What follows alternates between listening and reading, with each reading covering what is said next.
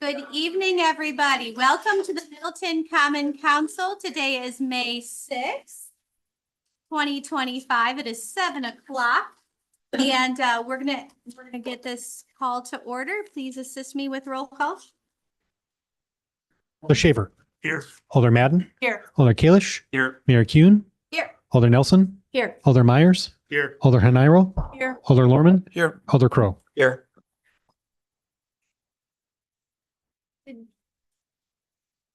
Thank you so much. I'm guessing we have some public comments or just visitors cheering folks on. Either online. No, we're good. Huh? It Oh, looks like We might have one. Do we have a public comment? I think that's a yes. Okay. Do I need to hand this to you? Yeah, I'll come and get it. I'll make it.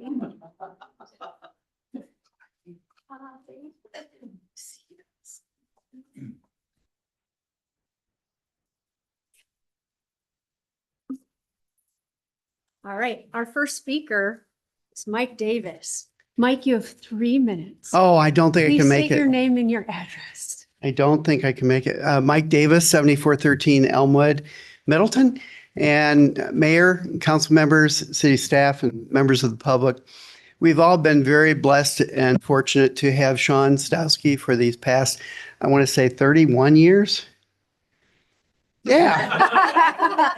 And Sean not only has been a superb engineer, but a great communicator, both written and verbally. And I think you all know what I'm talking about with that. He also has a great sense of humor, and you might not see it as often as I did, but a tremendous level of sarcasm in his communications. Funny sarcasm too. But he's a good soul, a great guy, and a treasure for the city of Middleton. I'm just really proud to have worked with Sean and to bid him a happy retirement. And please do find some hobbies, Sean. City work doesn't have to be a hobby. So anyway, my best to you in your retirement. Thank you. Thank you.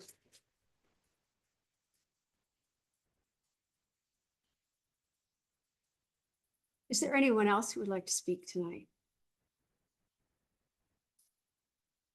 Okay. Madam Mayor. Thank you so much. And we are to have a school district update for Superintendent Dana Minogue, and she may have considered it still a 7:30 start, so we will delay that until her arrival, being respectful to whoever is speaking at the time. Moving on to number 2, presentation, recreation annual report.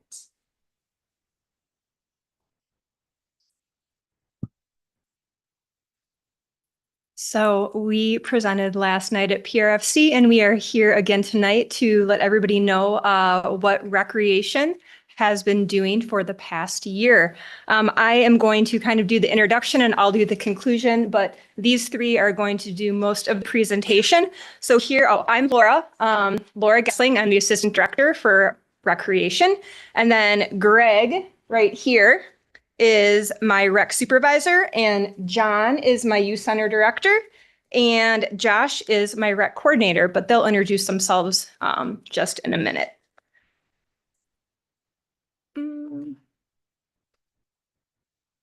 And we are going to be like 2 more slides down. There we go. So I'm starting off with the 2024 highlights so everybody kind of knows what we did, and then near the end we'll go to kind of what we're doing. Our big highlights for 2024, we had our first ever recreation retreat where we got to get together as a team and set goals, which was just an amazing day.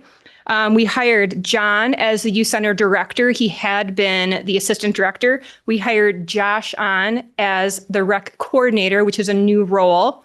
And then we also hired on a social media intern, Tara, who has been doing awesome things with our social media.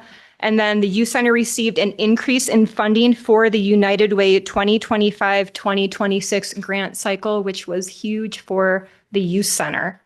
And then I am going to give it to Greg.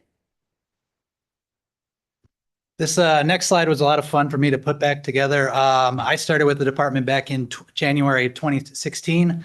So it was really rewarding for me to be able to look back the last, just to see how far we've come as a department in the last 10 years. As you can see on the right here, since 2015, we have seen an increase in the number of programs we've offered by 91%, which has contributed to a 126% increase in our avenue revenue over that same period. You'll notice here on the graph in the offerings over the years, Josh will hit on the adult programming in a bit, but primarily our youth programming has focused on youth enrichment, our instructional youth sports, our youth sports leagues. Last year, we had 789 non-duplicated kids, 2 of which are in the audience today, actually participating in one of our 5 different sports leagues that we participate with in the area with other Parks and Rec departments. If you go to the next slide, I'd like to hit on a couple other standout programs that we're really proud of for our department. Our youth dance program, for the last 10 years, we've been able to offer it during the summertime. We've never had an instructor who've been able to work year round. Most of them have been college students, so they've returned to school and they were just seasonally employees. This past year, we were excited to be able to offer year-round programming finally, giving kids the opportunity to be able to engage and continue their growth in the program. Our instructor, Maya, has done a fantastic job with that and leading the program and growing it for the community. We've also developed some really fun and creative events that under our Friday Fun Day programming during the summer times.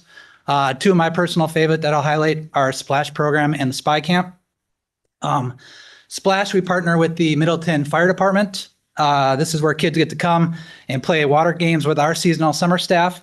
And then the fire department comes, they bring their truck, they show the kids all the different areas you can see on a fire truck, and then they bring out the hose and spray the kids. It's always one of the more popular ones. It's really easy to run, but it's fun for us to be able to interact with those departments. Spy Camp is my personal favorite program we offer besides sports. We collaborate with the Middleton Police Department on this one. This is where kids are challenged with different activities ranging from clue solving, coding, code breaking, navigating obstacle course that the fire department or the police department designs for them to go through. After that, and they've completed all their missions, they become official graduate and spies for the community. Officer Jake and Officer Tom have done an awesome job working with the kids in that. And it's just one of our programs that continuously fills up first day of programming, and one we really enjoy collaborating with those departments for. Let Josh talk on adults here. My name's Josh Williams. I'm the recreation coordinator. So this year we introduced new classes in our adult programming lineup. For the first time, we offered contracted music classes and ballroom dance lessons, broadening our cultural and recreational offerings. Looking ahead to the summer, we're expanding our sports leagues with the addition of spike ball and cornhole. You can go to the next slide. All right. So this next slide talks a little bit about adult participation. One of my primary tasks when joining the department was to evaluate and enhance our programming to better meet the needs of our community. We've seen strong growth in participation, particularly in group fitness and adult sports leagues. Our team remains committed to exploring creative and innovative ways to introduce new offerings and expand the reach of programs that have proven to be successful. So just looking at our growth overall, we've gone from quite a few group fitness classes in 2023 from 394 all the way up to 484. So we have a lot of good growth there. This next slide shows you the year-over-year revenue performance of our department. Just this past April, our department had the highest ever opening day in terms of revenue and participant registrations for our summer programs. So we're pretty excited about that and getting to have the community participate in so many of our different programs we're offering. On the right side, you'll see Right side of the slide, you can see a steady increase of annual revenue from programs over the past 4 years, with an increase of $85,000 in increasing since 2021. Go to the next slide. And honestly, the key reasons we're able to offer all these programs is thanks to our 104 seasonal staff and our 200 plus volunteers, one of which is also in the audience. Thank you, Chris. We truly wouldn't be able to offer and do these programs without the communities and these volunteers, these staff's time, energy, and passion for the community, the children, the adult programming, just trying to make Middleton a better place. So we're really appreciative of all our staff and volunteers who help us offer that to the community. All right, next slide. Perfect. So yeah, our next slide is social media growth. So November 1st, Tara started with us as our social media intern. The big things I want to highlight is on Facebook, our monthly reach was increased by 414%. Instagram was up 173%. And that was organic growth. We did not pay for advertising at all for those social media platforms. On the right-hand side is our rec guide online clicks for longer than 2 minutes. So just wanted to highlight 2024 spring, we are at just shy of 7,000 clicks, longer than 2 minutes. And spring of 25, we are close to 10,000. And that's a good indicator because if you are clicking and on that page for longer than 2 minutes, the likelihood of you signing up for those rec programs drastically increases. So it was a great indicator to see, and I'm looking forward to what summer has to offer. All right. Hi, everyone. I'm John Hunter, director of the Middleton Youth Center. You want to go ahead to the next slide there? So we run an after-school program and summer program for middle schoolers at Cromrie. Our after-school program starts immediately as soon as the school day ends. The kids can come right over into one of the rooms in the school, so they don't have to take any transportation to get to us. We run after-school snack and then jump into activities. Every day we have homework club and sports available. And then in addition to that, we have 2 different activities on top of that every day, which are weekly activities. So every Monday is the same schedule, every Tuesday is the same schedule, and so on. You can see some of our activities here. It's a wide variety based on the interests of the staff and the interests of the kids. We try to develop new things every year for them to do. We also have some events. The late night party and the annual cultural showcase, celebrating the diversity of the kids in our program. We just had that one 2 weeks ago. It's our biggest event of the year. So thanks for those who came out. I know I saw a couple of you there. Yeah, you can go ahead to the next slide here. In the summer program, the big differences from the school year are we have weekly field trips on Thursdays. We go to a wide variety of places, have a great time with the kids, and then weekly pool days on Tuesdays at Ballman Community Pool. And then at the end of the summer, we have an overnight camping trip to Devil's Lake State Park. That is my absolute favorite thing the youth center does throughout the year. Unfortunately, I'll miss that this year as I am expecting father. So that's not going to work out schedule-wise for me this year. But Josh is basically the de facto assistant director for the youth center as the recreation coordinator. So he will be running that this summer. Next slide. These are some of our numbers from 2024. We had 121 hours of community service by the middle schoolers. 63 out of 82 middle schoolers who we were able to do a pre and post assessment on increased their SEL score by at least 2 points. That's the social emotional learning skills, kind of the soft skills of youth development. And that's a number that we report to the United Way for our grant. And then we had 62 sessions of one-on-one mentoring. Mentoring is very focused on the interests of the kids. It can be talking about drama in their friend groups. It can be help with homework, just time one-on-one with a trusted adult. Next slide. In 2024, we served 97 unduplicated youth throughout the year. 63% of those youth were youth of color, and 51% qualified for free or reduced price lunch. You may be aware these are very different numbers than the school district as a whole, and we're proud of the diversity of the program. And then our staff team, we have myself as the director, Josh as the recreation coordinator, and then we oversee about 7 to 8 staff during the school year. In addition to that, we have 2 adult volunteers and currently 8 high school volunteers who help in tutoring and the gym and a variety of activities. And that's in addition to partnerships we have with groups like Girl Scouts, Girls Inc., Middleton Arts Committee sends volunteers as well. Yeah. There's just a quick kind of look at our funding. Obviously, as a City of Middleton program, that is our largest funder, but we're also funded by the school district. We just increased funding with them. Dane County and Pass AmeriCorps. The United Way, as Laura mentioned, we just got a new grant for the new 2025-2026 cycle, and we were able to increase our funding from them. And then we also asked for donations from the community. And I will wrap up the presentation with our 2025 goals. The check marks you see there are the ones that we have completed. And the ones that are not checked off are like halfway or more done, but we couldn't make a full check mark. So what we're still working on is sponsorship campaign as well as scholarship opportunities. Our mission and vision statement, our resident, non-resident rates, updating those. And then Greg and I were at Northside Elementary a couple weeks ago, helping some of the families there get into our scholarship program and realize that what we really need to start doing is working on our Spanish translation for the guide. So we'll be doing that too. And then a big thing that we are looking into as a team is more programming space. We've been doing great with programming, but there's only so much room and there's only so much space around here. So we're still looking for that. And that is because we are trying to increase our rec opportunities for adults and for kids. And one of those is going to be the expansion of those tennis courts at Lakeview becoming tennis and pickleball courts, and that will help us with our pickleball programming. So we are using everything that we can find to use to increase programs. If anybody has questions, you can feel free to ask. I had one question, Laura.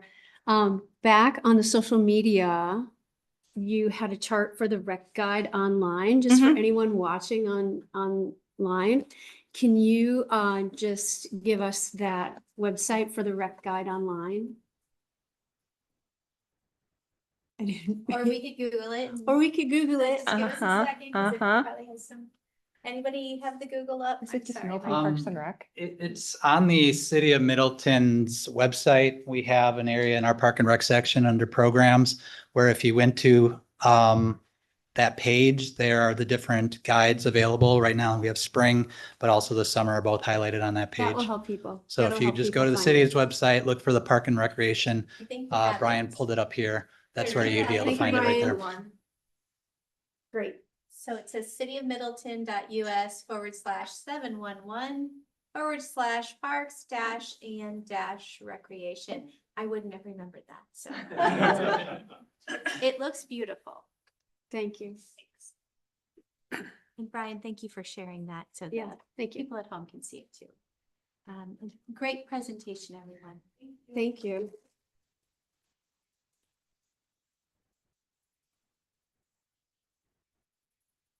Okay, moving on to the 2024 Sustainable Middleton Award presentation.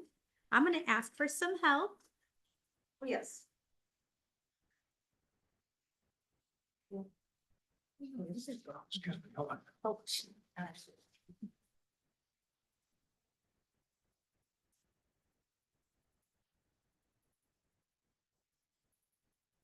Good evening. I'm Deb Weitzel. I'm with the Sustainability Committee.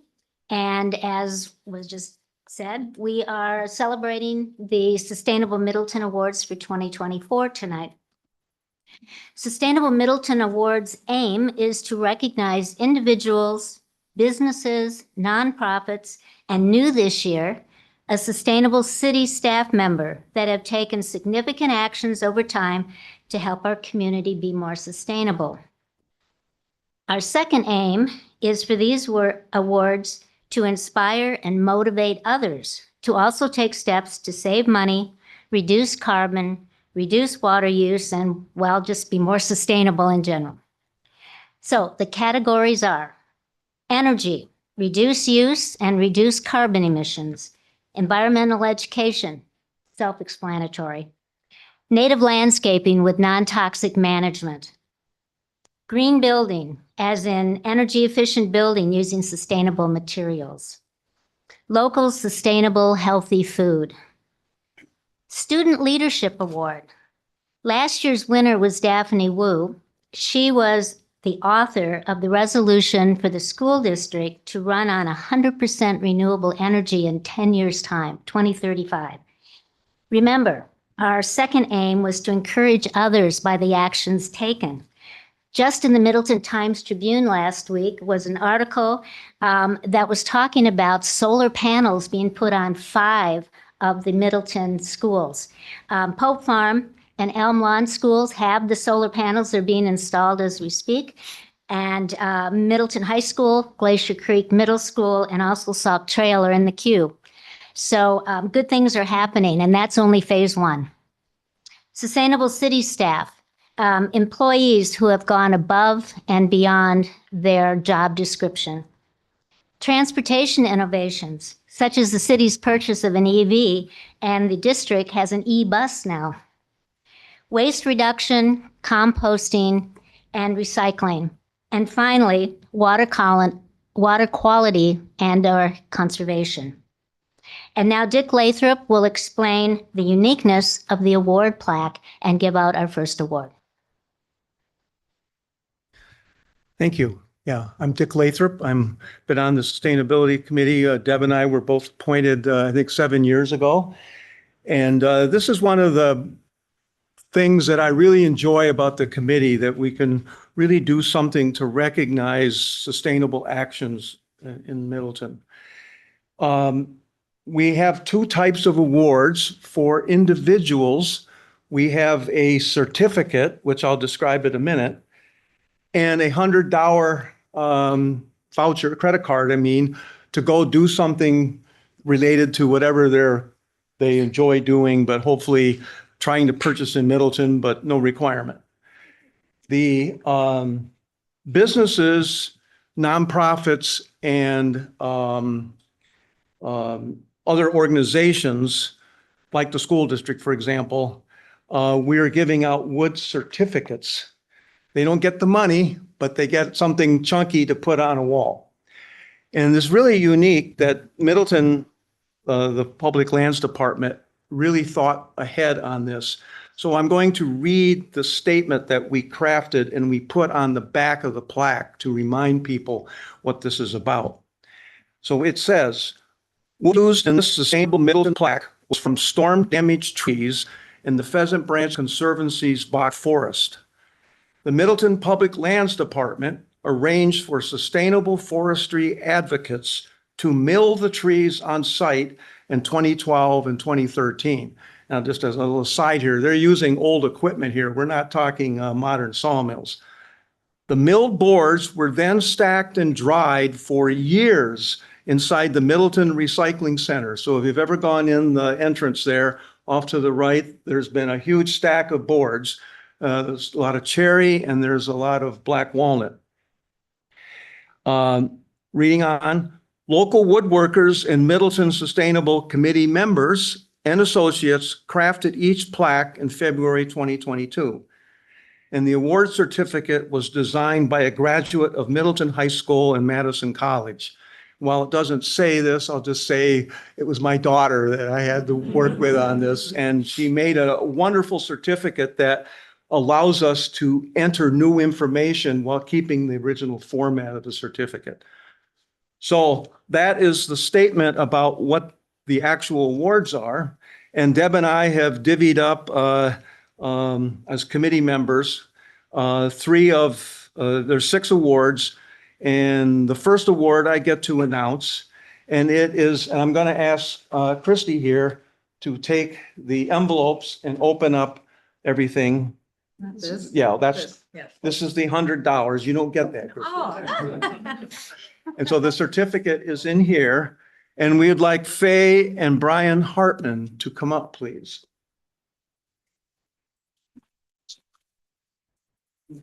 Oh, certificate, everybody can see it.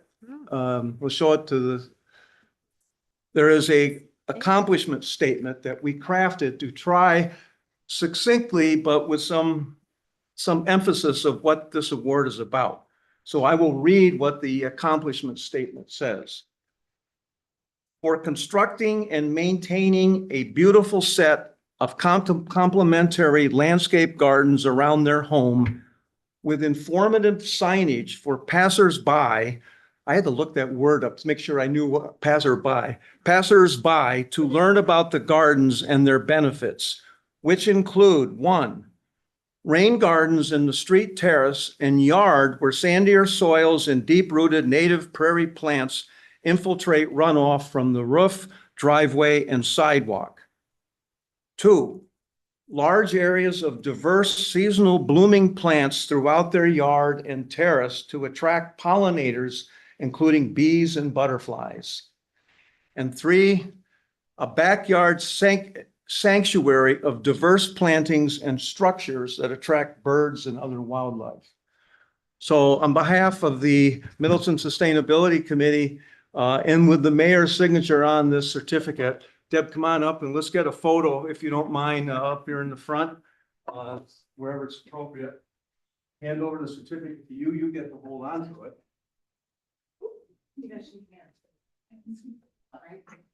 Right, Dick? You're gonna shake their hands. Well, okay. Congratulations. Thank you. Yeah. We'll get a photo here. Okay, and we're gonna ask everybody that gets awards and people with them come up at the very end for one last group photo. Congratulations. Thank you. And here is the $100 certificate that you two get. It's going to an oak tree. Okay, and here's an envelope. Here's an envelope. You can put your certificate. I'll take my notes. Okay, would Tony Crum please come forward?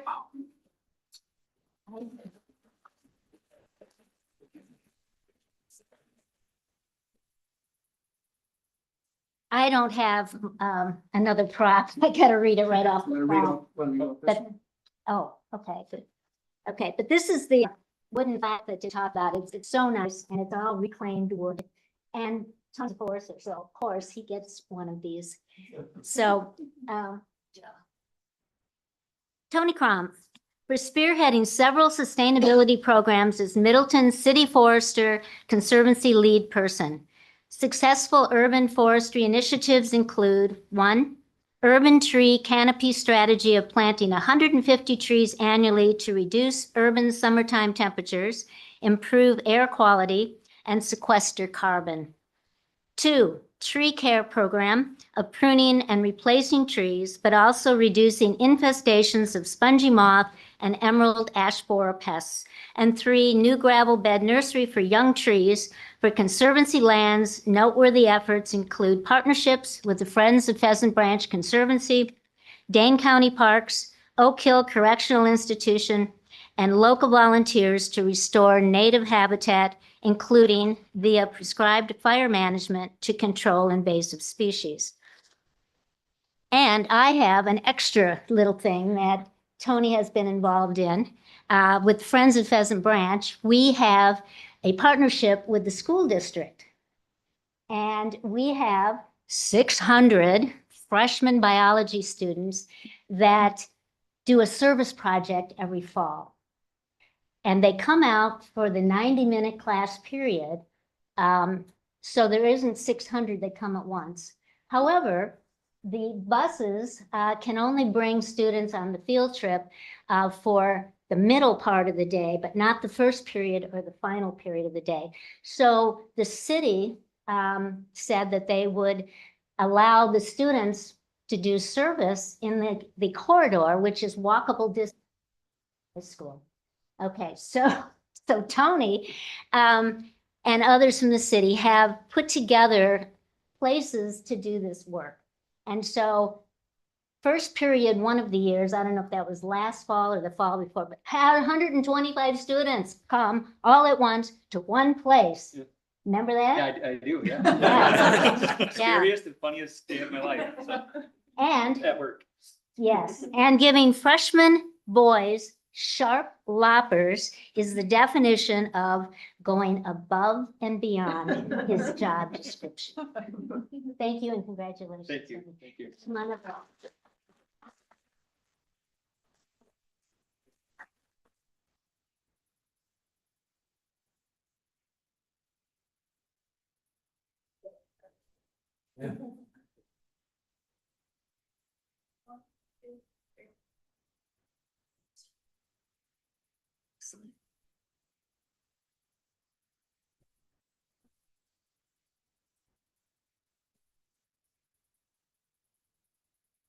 And will Joanne Driscoll come up from PKK Lighting?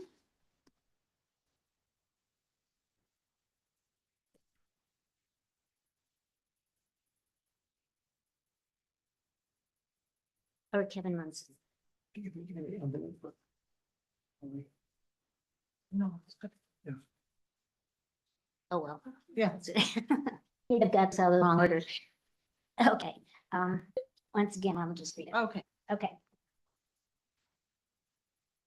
For being the city of Middleton's and surrounding areas zero discharge recycling facility to fully recycle 100% of fluorescent tubes and ballasts that are considered hazardous waste for mercury and PCBs not accepted at local landfills, and for providing electronics, e-waste, recycling options, and low energy use lighting solution for Middleton's residents and businesses.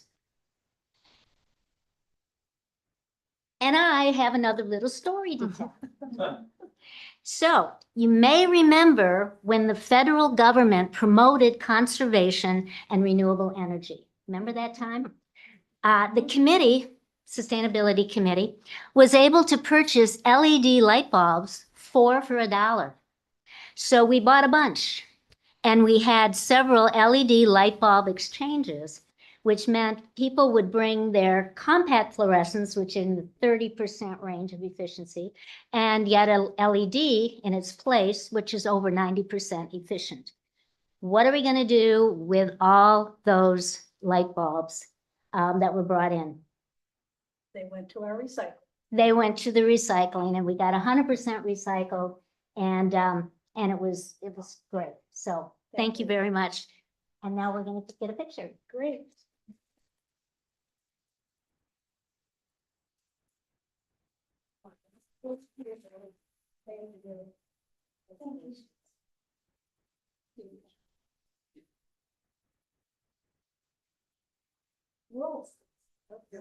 I'm fine. Thank you.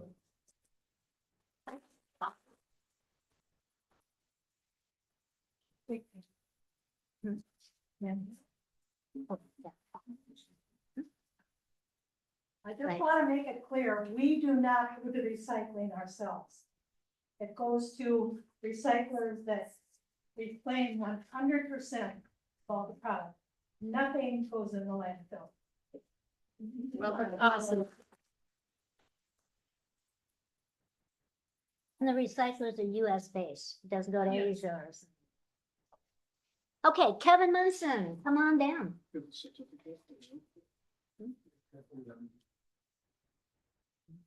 It's in here. Oh, I'll get.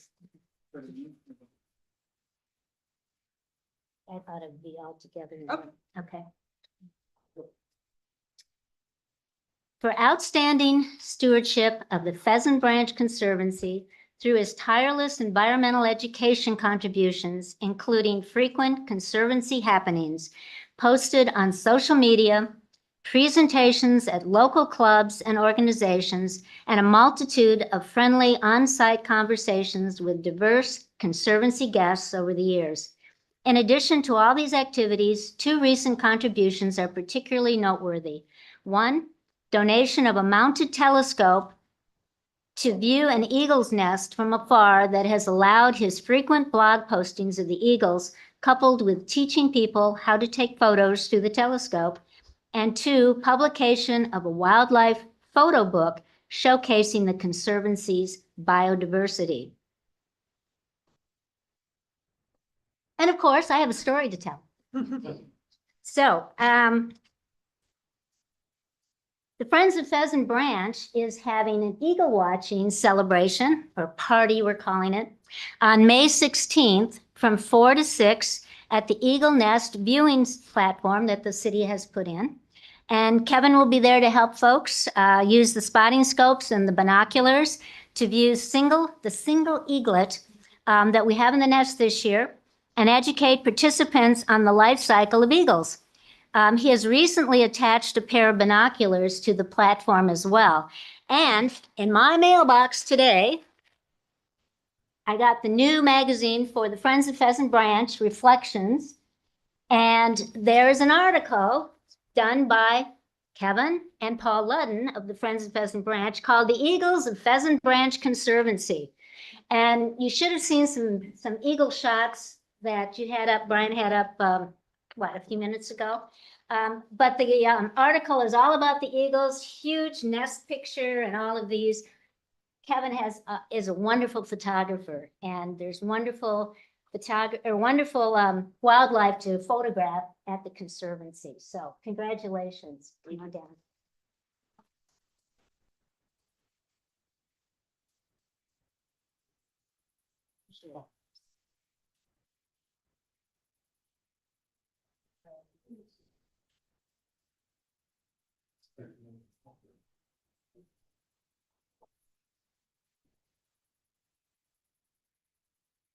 Great.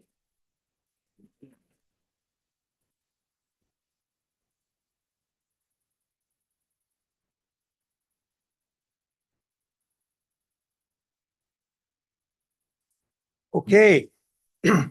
Well, I don't have any stories like Deb has, so that's a hard act to follow, but we do have two awards that we're really very proud about, and I have their accomplishment statement. So the first one that we'd like to give would be to the PBD Clinical Research Services of Thermo Fisher Scientific.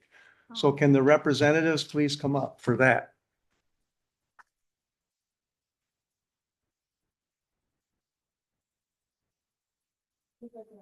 Stay in here and I'm going to read off the accomplishment statement, then we'll take a photo. Okay. For donating, setting up, and helping maintain a vertical hydroponic flex farm garden at Pope Farm Elementary School in the Middleton Cross Plains Area School District. And for providing material used by teachers to develop grade-specific curricula for students to learn STEAM skills. Now, we've heard of STEM, but science, technology, energy, arts, and math, right? So you got the A for arts is put in STEAM skills while growing food sustainably. The students learn the hydroponic garden uses much less water and has faster growing plants that produce higher yields year-round, with the added bonus of leafy greens for the school cafeteria salad bar and excess food for Middleton's Way Forward food pantry. Because of the project's success, Thermo Fisher with other partners will donate an additional Flex Farm hydroponic unit to the school district for the 2025-2026 school year. So thank you and congratulations.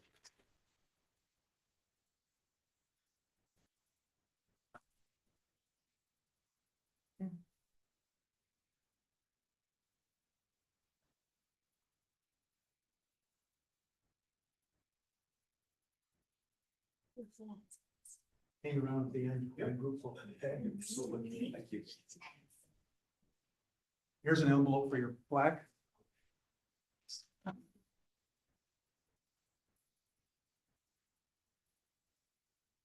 Last but not least, we did these in alphabetical order. So Way Forward Resources Family Garden. So Leslie Huber here, and there's some other representatives from the garden. Please all come up. If you're part of the garden group, we'd love to have you come up here. Yeah.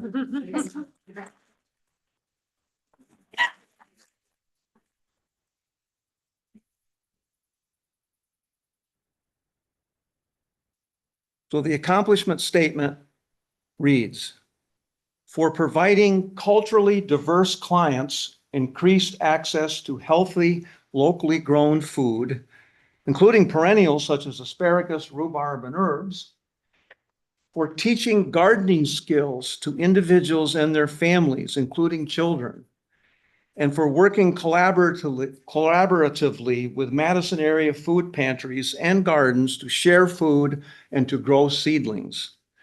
Since the Way Forward Garden's inception in 2012, more than 200 families have been served by this Middleton nonprofit organization. So congratulations and thank you.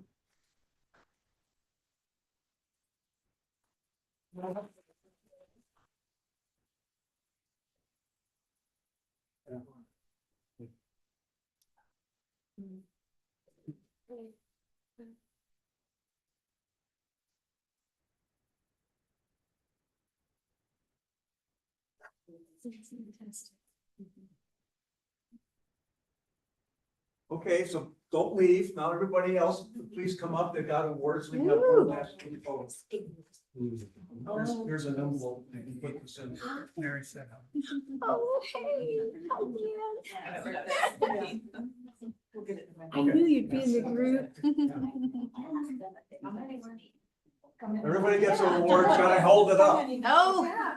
You be in the front with the awardee, so you can see all the plaques. Might want two levels. Yeah, two rows. Sports pose.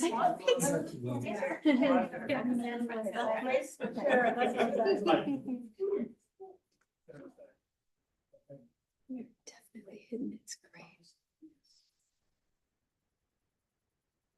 Okay. Oh, yeah.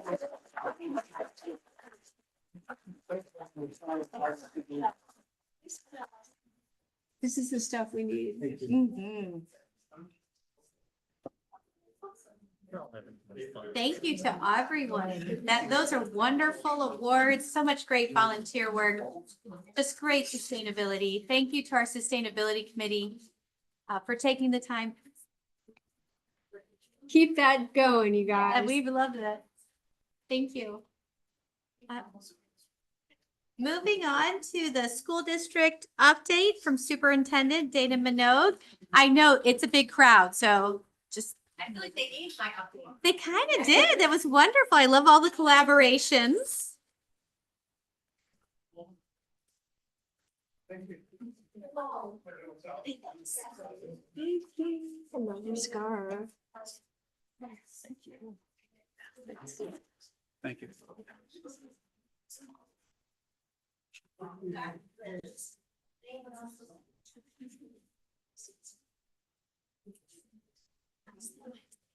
So good evening. My name is Dana Minogue, and I am the very proud superintendent at Middleton Cross Plains Area School System. I always appreciate the opportunity to stop by one of your meetings once in the fall. It's hard to believe now we're almost at the end of the school year and in spring, just to share a little bit about what's happening in our wonderful school district. So I'm going to start with some celebrations. First, very proud to share that at the end of March, our district was named a top workplace by the Wisconsin State Journal. We are actually the first school district to ever receive that award. 1,400 organizations began the process with Wisconsin State Journal, and 83 were selected for an award. We were one of 12 large employers in the region to be recognized. So we're super, super pleased and excited about that. We recently had a school board election, and a long-serving board member, Sheila Hibner, who was the board president, had decided not to rerun. So we are welcoming a new board member, Emily Evans. I'm very excited to have her. I'm fortunate to be led and to work with a phenomenal Board of Education. I also want to share with you, if you turn to the second page of the handout that I gave you, I had the good fortune of co-leading with one of our board members, Bartlett Durand, a 5-month process with a mixed stakeholder group. Thanks to Mayor Kuhn for being part of it. We had students, parents, educators, community members, all come together to create our portrait of a graduate, and we're calling it a Cardinal's Journey. Through some shared learning and working together, we've identified 8 competencies that we really want to instill in our students as they move through our district. This goes beyond grade point average. It goes beyond letter grades. It's really about the kind of human beings that we wanted to develop as a community. So next year at our middle school level, all 6th, 7th, and 8th graders will be given an online learner profile where they will actually start collecting artifacts aligned to these 8 competencies. We're really excited about it. More to come next fall. I'll have more to share. But we find this a very encouraging development in our district. Kids continue to do amazing things. We've had several state championship teams, again, highlighting our back-to-back-to-back state championship boys swim. If you haven't been to a musical or play production in our PAC, please make an opportunity to come see that. Just a few weeks ago, our kids put on You're a Good Man, Charlie Brown. It was fantastic. I think they sold out every performance, so that was wonderful. Every year, we kind of wonder if this is the year we're going to see a large group of people retire, because every year about 150 of our educators could. We had only 8 retirements this year, so a very, very small group of retirees. And we have 3 administrators who are retiring. So both of our high school principals have decided to retire. Peg Shoemaker from Middleton High School after 40 years in education. Jill Gertner at Clark Street Community School after 30 years in education. So we just went through those hiring processes. We'll be welcoming 2 new leaders into those positions.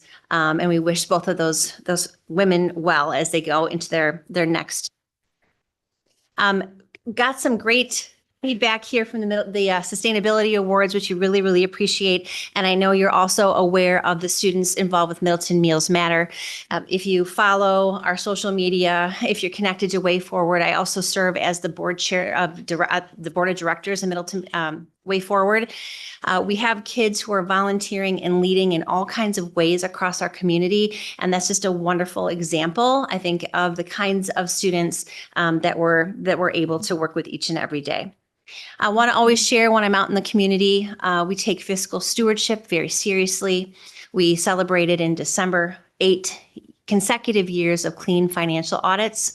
There aren't that many school districts who can say that to their community. So we take taxpayer dollars and that stewardship very, very seriously in our district. We continue to get great results while still being fiscally conservative.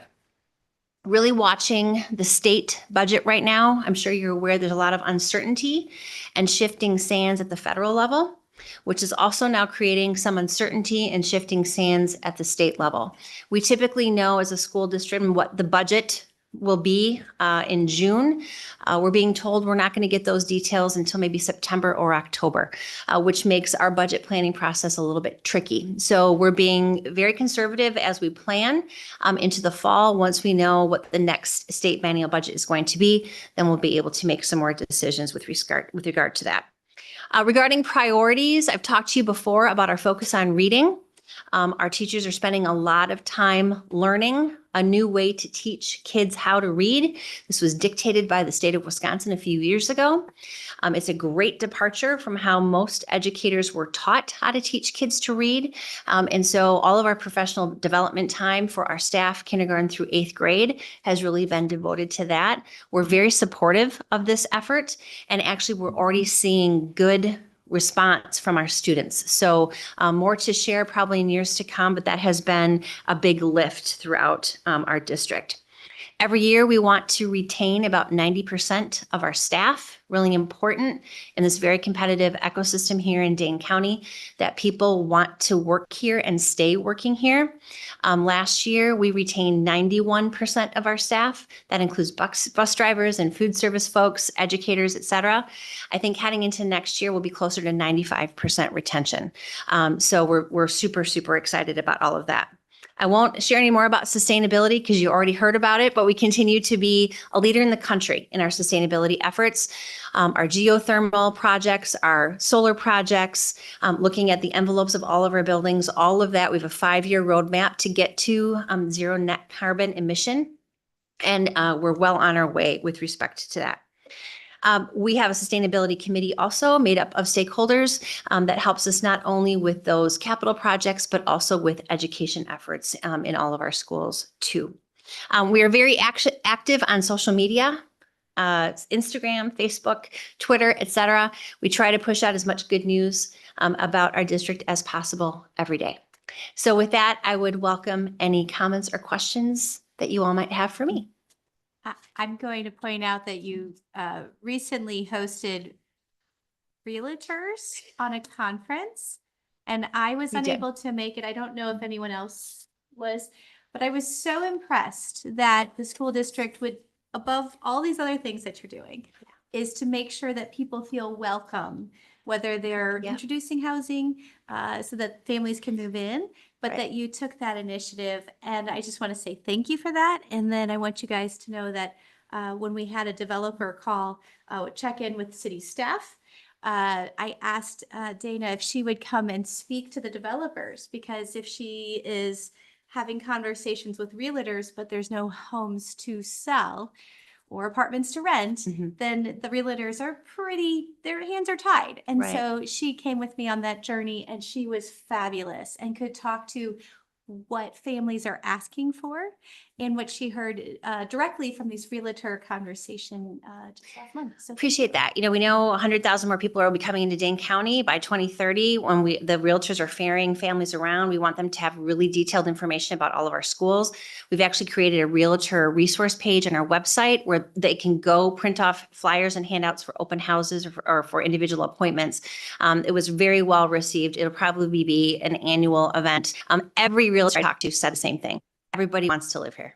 Like everybody wants to live here. And that's not just the school system. It's what we all do together to make our community so desirable. thank you. Yeah. All right. Thank you so much. Have a great summer. And I will be back in the fall, I'm sure. All right. Thank you. Thank you. Thank you.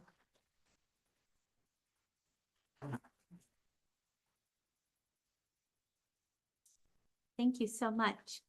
Moving on to proclamations. The first one, and I'm leaning on Alder Schaefer tonight.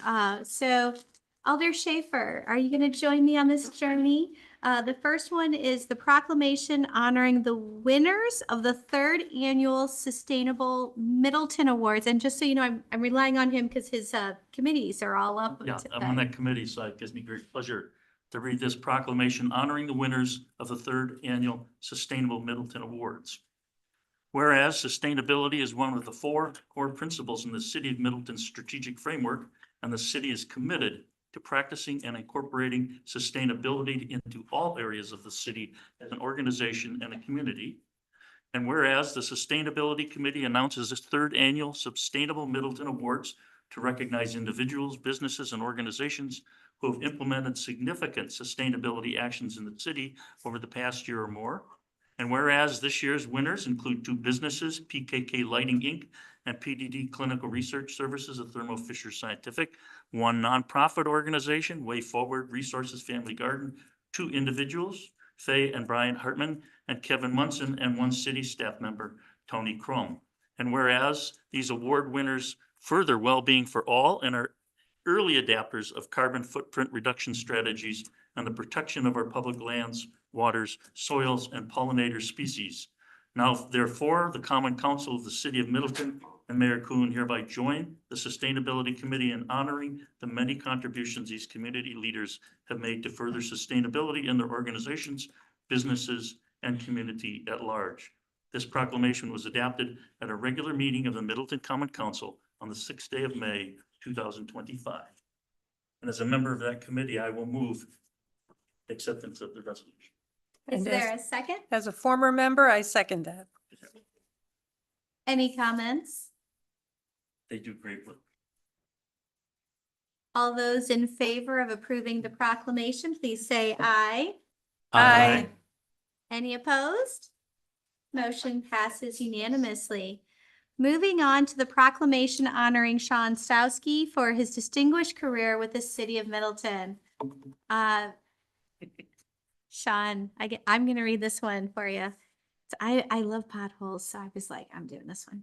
There's a word problem in there. It says distinguished. Yeah. retirement. Whereas Sean Stowski has diligently served the city of Middleton community for more than 31 years in various roles, including capital project engineer, city engineer, assistant director of public works, and director of public works city engineer.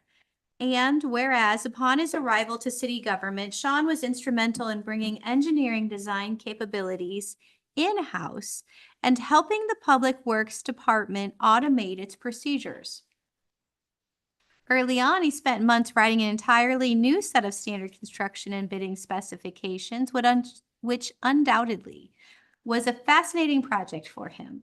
Over the years, he has overseen numerous significant projects, including development of the Municipal Operations Center, major street reconstructions projects such as Pleasant View Road and University Avenue, investments in the water and sewer utility, creation of the stormwater utility, and modernization of the city's vehicle fleet.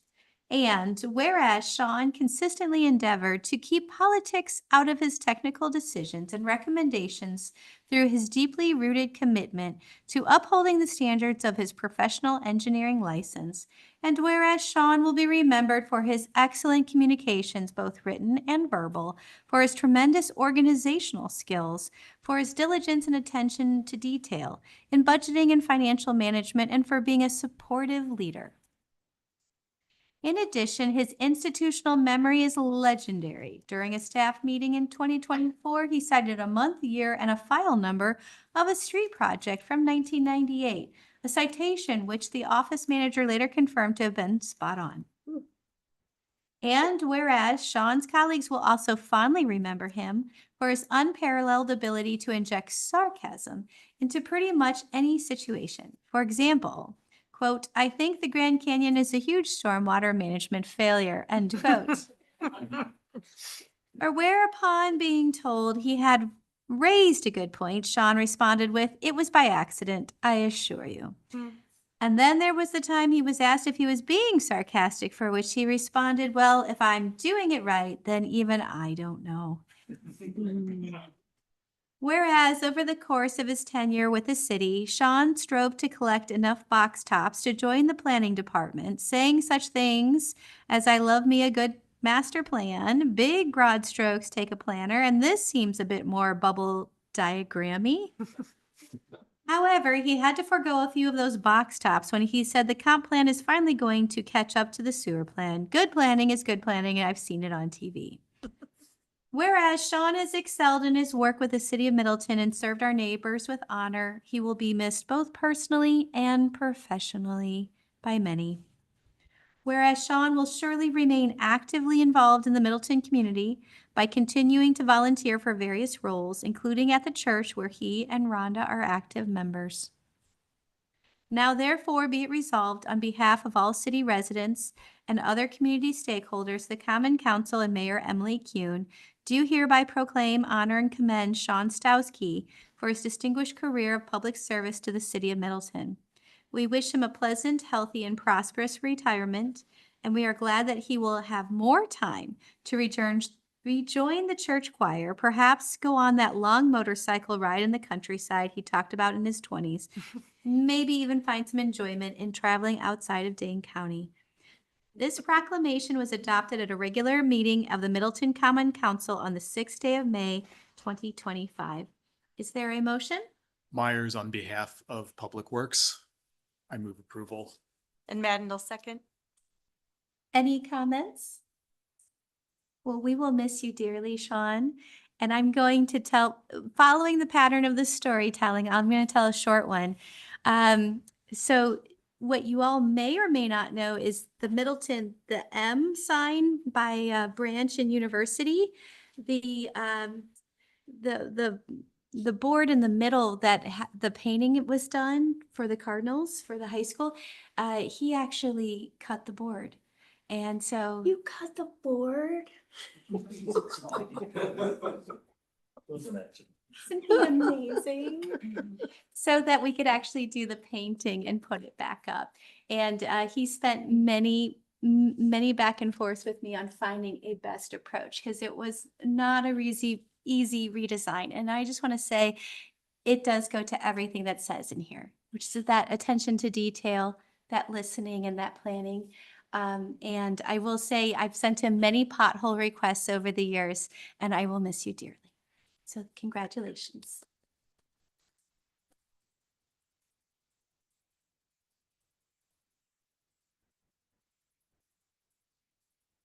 All those in favor of the proclamation, please say aye. Opposed? Two. Motion passes.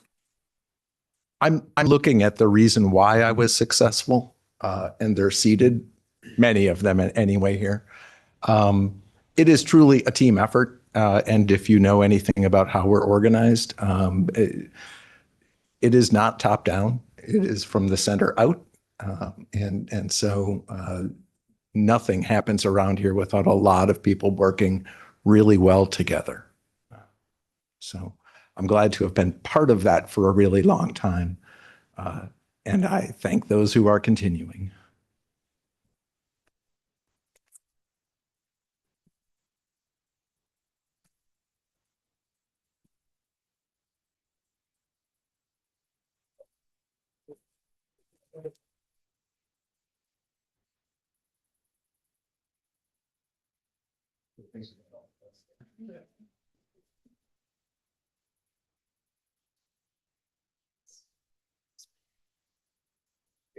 Any of that picture.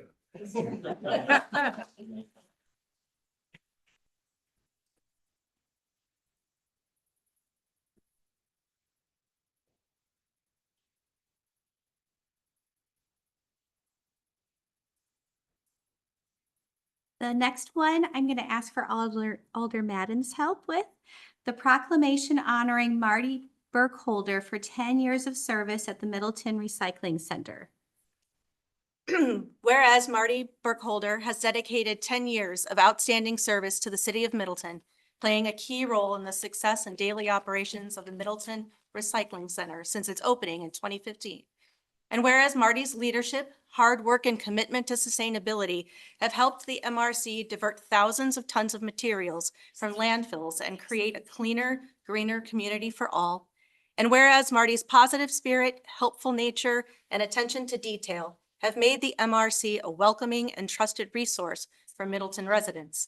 And whereas we celebrate the 10-year anniversary of the Middleton Recycling Center, we also celebrate Marty's lasting contributions and the difference he continues to make every day. Now therefore, be it resolved that I, Emily Kuhn, Mayor of the City of Middleton, proudly recognize and commend Marty Burkholder for his 10 years of dedicated service and express our deepest gratitude for his impact on the community. This proclamation was adopted at a regular meeting of the Middleton Common Council on the 6th day of May, 2025. Is there a motion? I will move to. Is there a second? I'll second. Any comments? I'm looking forward to the event. I think it's tomorrow night. There's an event at the Mock in case people have it on their calendar. So thank you for reading that. All those in favor of approving the proclamation honoring Marty Burkholder for 10 years of service at the Middleton Recycling Center, please say aye. Aye. Any opposed? Motion passes unanimously. Moving on to proclamation honoring National Travel and Tourism Week, May 4th through 10th. Whereas Visit Middleton is committed to promoting the Good Neighbor City as a designated destination for leisure travelers, event planners, and sports tourism in order to boost the local hospitality industry, highlights attractions, drive economic growth, and expand tourism. And whereas the travel industry contributes to the success of every industry and will continue to be a critical part of the city of Middleton's economy, development, and workforce.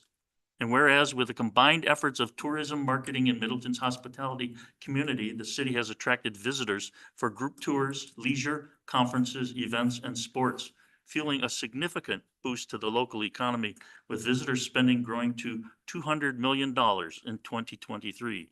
According to the most recent Tourism Economic Report, which is a 13.6% increase since 2019. And whereas employment in the Middleton hospitality industry accounted for 1,679 jobs in 2023, a 4.7% increase from 2022, accounting for more than $62 million in labor income. And whereas Middleton hotel tax revenue for 2024 amounted to more than $2,269,000, surpassing 2023's record by 4.25%. And whereas 30% of Middleton lodging room tax collection is contributed to the city general fund to support essential services and programs. And whereas Visit Middleton provides marketing and promotional services across the tri-state region at no cost to city attractions and businesses, as well as allocating more than $240,000 towards grants, scholarships, and trade shows to increase business in Middleton hotel properties and boost the local economy.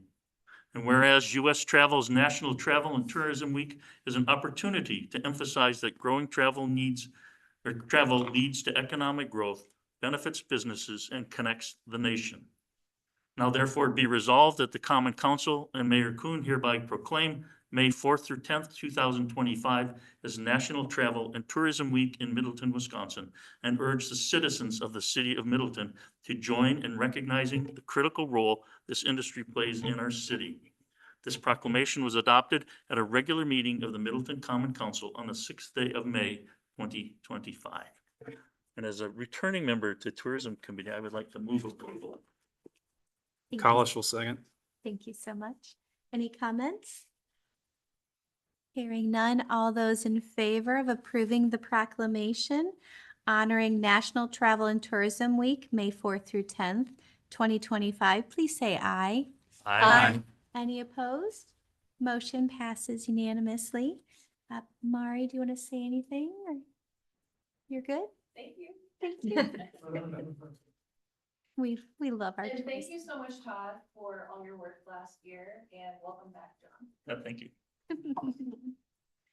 Moving on to proclaiming Public Service Recognition Week, May 4th through 10th. Proclamation Public Service Recognition Week.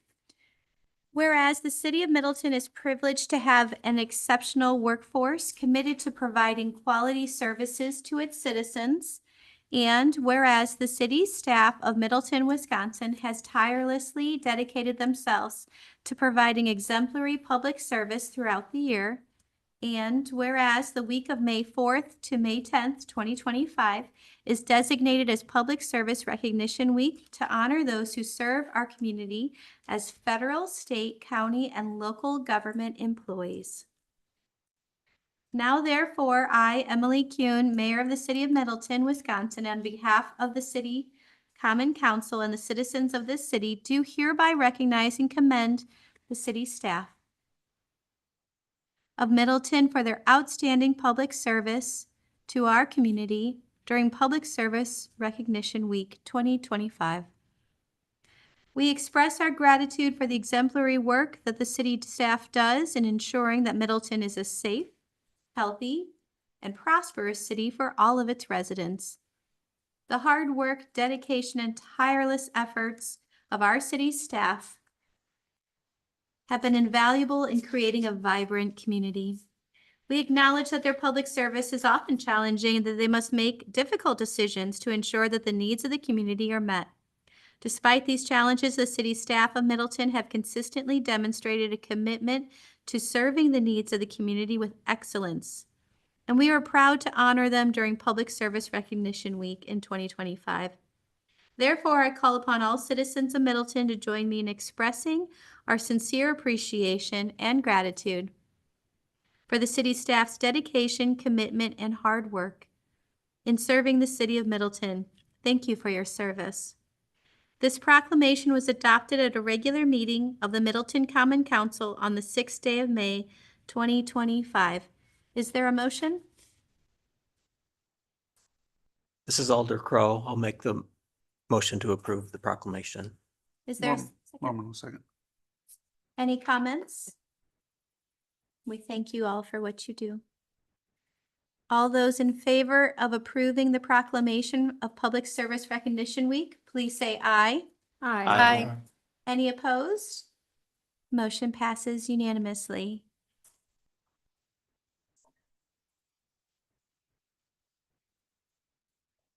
Moving on to the consent agenda. Is there a motion?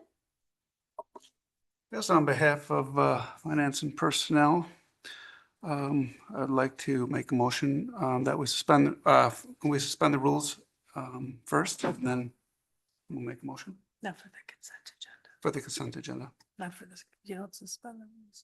Oh, we don't have to, okay. Don't. All right, So a Just a second? motion to- second. Just a scenario, I'll second. Great. And any comments on the consent agenda? No, I don't think so. There was one, Bill, do we have to make a note on the modification, page 3, corrections to page 3 of our order of the bills, or no? That's just from our last meeting. We're okay. You don't need to No. out stuff. Okay, all right. Much appreciated for the clarification. And I'm glad that you're exercising, lessons learned from that last meeting. So we'll just keep going together. That's right. All right. So all in favor of approving the consent agenda, please say aye. Aye. Any opposed? Motion passes unanimously. Moving on to budget, the 2025 capital borrowing process and amount, and looking to staff to assist.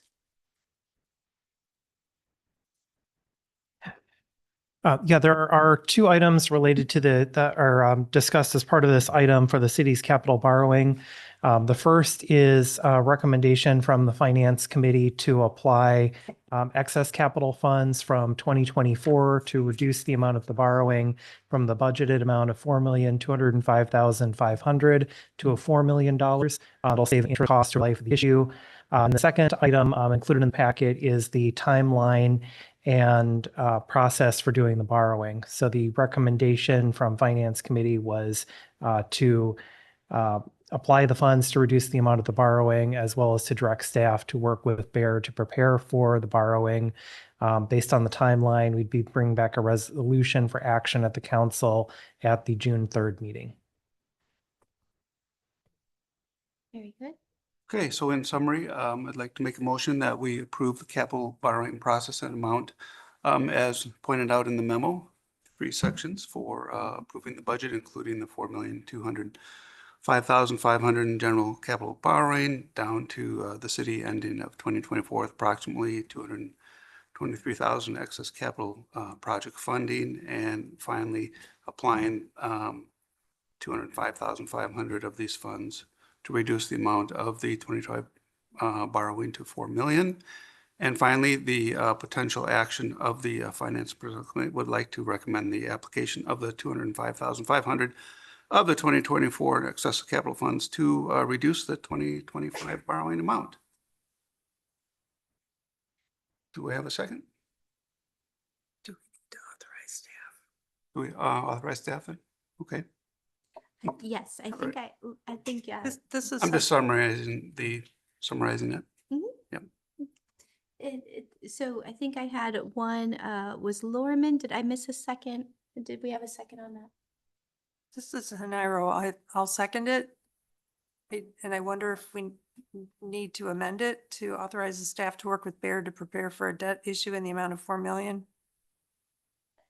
Or I is think that not was needed? consistent with the Finance Committee recommendation, included the authorization for staff to work with Baird to prepare for the financing. So I move to amend the main motion to add that.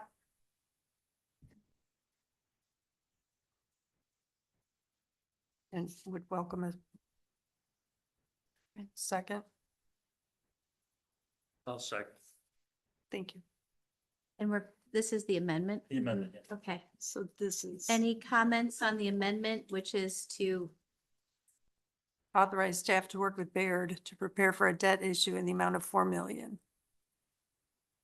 all those in favor of the amendment, please say aye. Aye. Any opposed? The amendment passes unanimously. Moving back to the main, which is the 2025 capital borrowing process and amount. We have a first and a second. Is there any comments on this? on the budget in general, Just, Madam Chair, just it's the main motion as amended. as amended.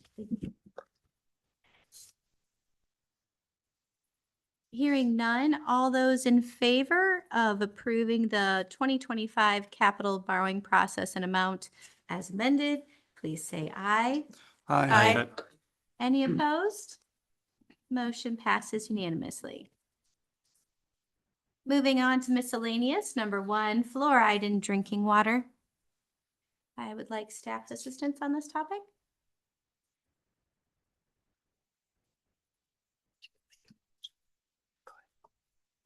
And just Myers on behalf of Public Works, I move approval.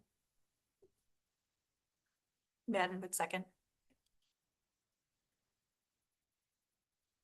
And I put this on after discussion with Public Works Committee, largely because as we're getting into the design of Well 5 rehabilitation, one of the code requirements is to split separate chemical feed rooms for fluoride and chlorine.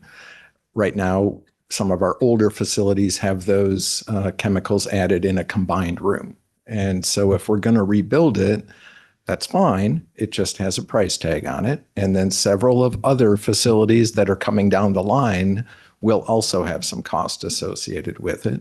So while as staff we're supportive and endorsed with Public Works Committee, who in turn endorsed continued addition of fluoride to our drinking water, we did want to at least raise this as a policy question at this time before we started spending that kind of money. Any comments? I just want to ask for clarification from my colleague in District 5. So the approval would be to endorse the water utility plant upgrades as needed to continue the current practice of adding fluoride to our water? That is correct. Thanks.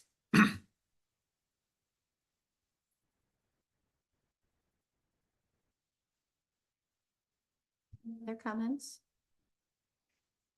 Hearing none, all those in favor on the topic of fluoride in drinking water, please say aye. Aye. Aye. Any opposed? Motion passes unanimously. Moving on to resolutions, Resolution 2025-24 in support of reauthorization of state funding for Nelson Stewardship Program. Is there a motion? Foreman will make that motion. Is there a second? Myers will second. Any comments?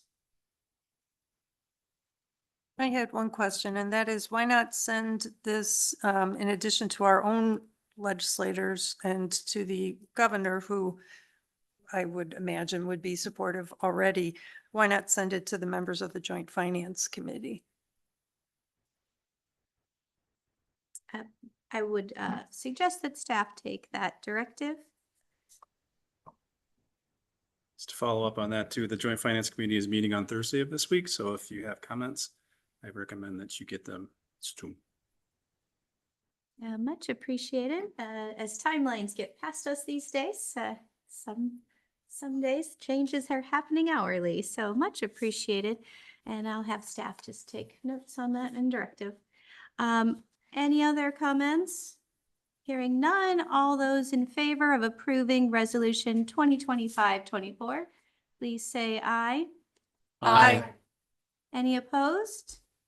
Motion passes unanimously. Moving on to Resolution 2025-25, amending the 2025 water utility budget for the 6300 University Avenue Water Main Replacement Project. Is there a motion? Sure, on behalf of Finance, move to accept this resolution, 2025, amending the 2025 water utility budget for 6300 University Avenue. Is there a second? This is Nairo. I'll second. Any comments? Hearing none, all those in favor of approving Resolution 2025-25, please say aye. Aye. Any opposed? Motion passes unanimously. Moving on to Resolution 2025-26, adopting the 2025 Conservancy Lands Plan. Is there a motion? Sure, I'd like to make a motion that we adopt the resolution 2025-26 for the Conservancy Lands Plan on behalf of Conservancy and Lands. Schaefer will second that, all 350 pages of it. Really, all of them. Any comments? Staff Alderman is Everett? Oh, here. Staff is here if we have any questions.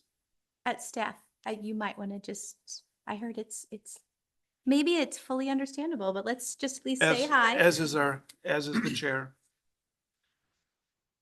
I'm sorry, Alderman I- Ira, you Yes, wanted I just to- had a couple observations and a question. One, on page 175 of our package, which is the inside of the current plan, I'm wondering, do we need to update the list of people as of May 2025? Because it's still showing Alder Jeffrey Jackson.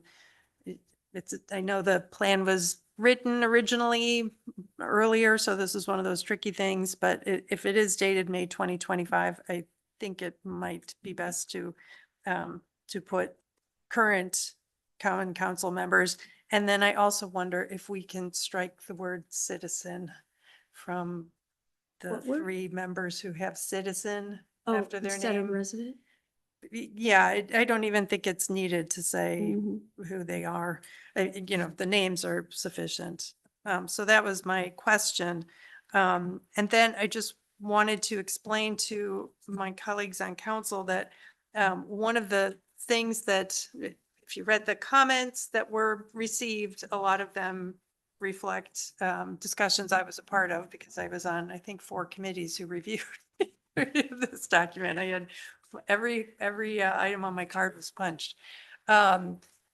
Knowing that we have scarce resources, it seemed to me that the best approach or the logical approach to us as a council deciding on investments in implementing the Conservancy Lands Plan would be to look for places where Conservancy lands overlap with parkland and stormwater facilities. Where those three, and I put in my newsletter in April, I believe, a Venn diagram showing, where those 3 interlap, or intersect or overlap, that is the easy choice for funding future work. Where Conservancy lands and stormwater alone intersect, that would be next. Conservancy lands and parks, I think that's next. And anything else that falls outside there would be number 4 on my list. That's just my way of trying to approach, how do we do the, dozens of items that are now in this plan as actions. So I just wanted to share that with everybody because I think that concept came too late to be incorporated. Maybe it was not agreed upon by the committee, but it does seem, especially once we get into the budget for 2026, we need to have an approach that we can point to and explain why it is that some projects were chosen over others. And that is, in my mind, the best way to define our priorities. I like it. That's a good insight. Much appreciated. I just wanted to say thank you for being here and for coming and working on this. It's a heavy lift. And I look forward to seeing all the great things that come from, in the years to come.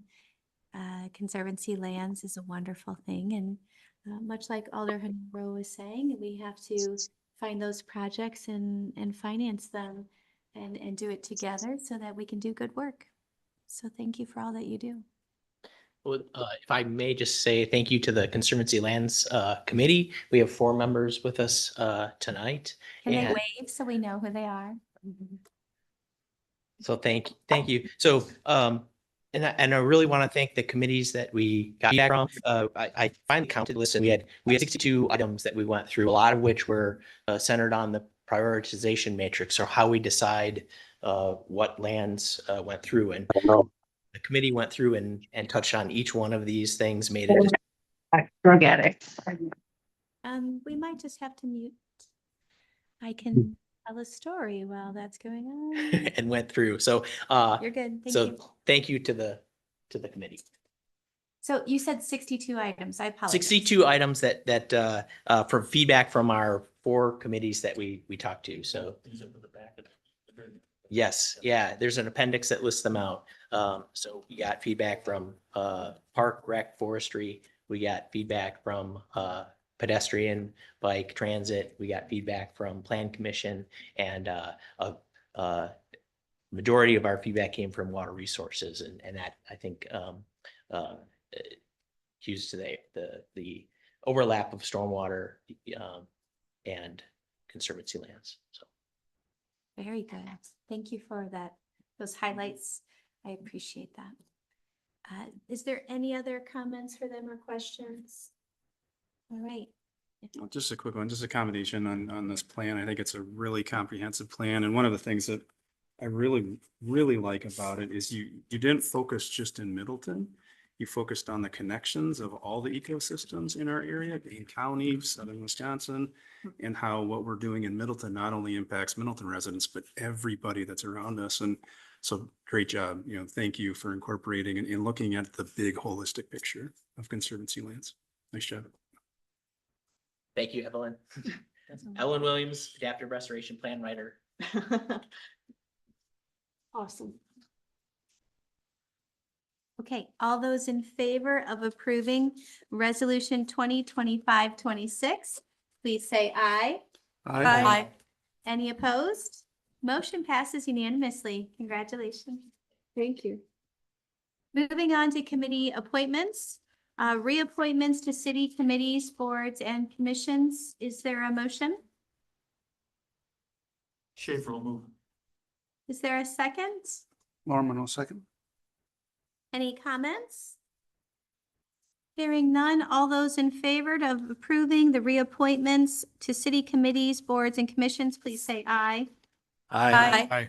Any opposed? Motion passes unanimously. Moving on to new appointments to city committees, boards, and commissions. Is there a motion? This is Alder Crow. I'll make the motion to approve the new appointments. Is there a second? Norman will second. Any comments? I noticed we're going to lose David Shaw from Parks. Are you going to another committee? It's going to Go to plan, planning? if approved. Okay. And Parks, we're only voting for 1 or 2? I think there's 2, because Chrissy Mhm. and And Susan Susan. West, Okay. because of her long knowledge, especially on CXC, needs just a little. You mean CLC? No, CXC? CXC. Okay, cool. The property just is having, that it's sort of the growing pains of it's there. And we're working through the maturing stage, and she has a little bit of a long history that I think will help with some insights. Okay. That answers my question. But you're right, there's CLC as well. I try to keep all the committees straight. All right. My apologies. I just wanted to ask for clarification on when the terms begin. I know the Plan Commission position, for example, in our ordinance says it'll be appointed the 3rd Tuesday of April and begin May 1st, but I don't believe that is the case for all these other members. I'll look to staff. I know Lori was assisting me, so Brian, do you have some insight?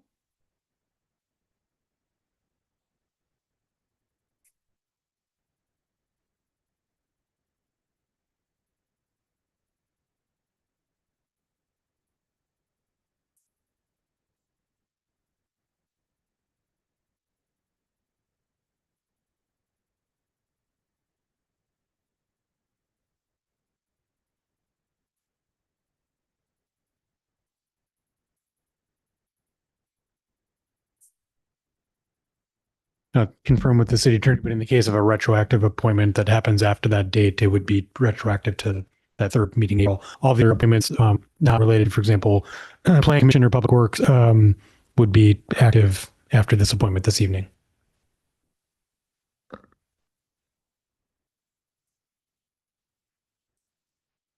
All those in favor of approving the new appointments to city committees, boards, and commissions, please say aye. Aye. Aye. Any opposed? Motion passes unanimously. Moving on to discussion of any updates on committees, commissions, and boards. I know that our Public Works Chair has joined us tonight on City Council, so perhaps since you're no longer chair, you're probably enjoying a little bit of that. But this is the part where we usually talk about our board, just so you Yes. know. Yeah. So it's no longer yours, but let's see, I think you're still on it and Kim is still on it. Okay.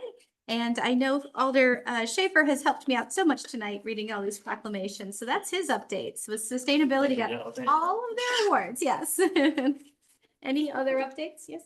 Coming up May 17th, Saturday is the Art Walk, and we are still looking for volunteers. So if you have the desire and the will to help us out for a few hours that day, maybe it is keeping traffic from turning onto the street while the artists get set up. Maybe it is helping us do what we call booth sitting when an artist needs to go get some lunch. There is a sign up.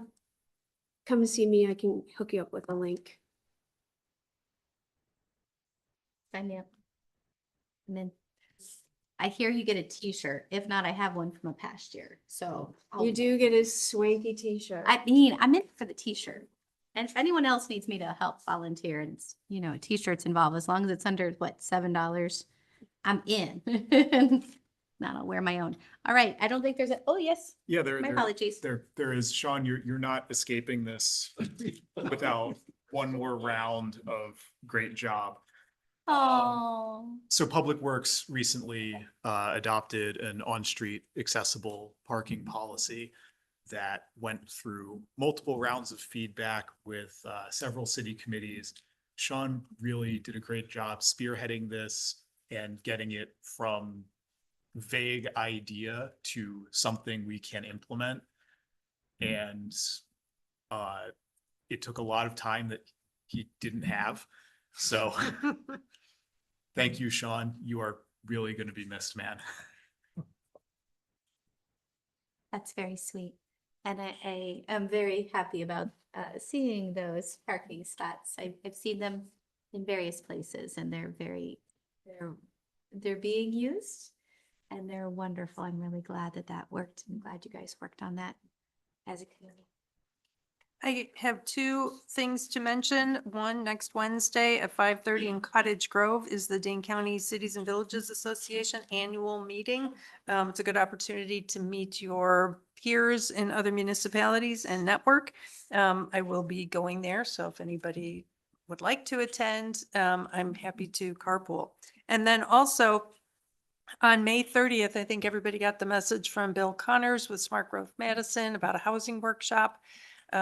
It's a Friday and we have 6 people coming from the city, but I'm the only alder person signed up. And I was going to suggest that it would be good to have a couple more attend if possible. The city is paying the $60 registration fee. It's going to be a walk through the whole process of development and including affordable housing development. And so maybe the CDA older people might get first dibs, but if anybody's interested and can take a Friday to do this, I think it would be a really worthwhile event. So I signed up. I'm in. I went to the website in case y'all are wondering. It was fun. Was there anybody else? Okay, well, great. Everybody, we are adjourned.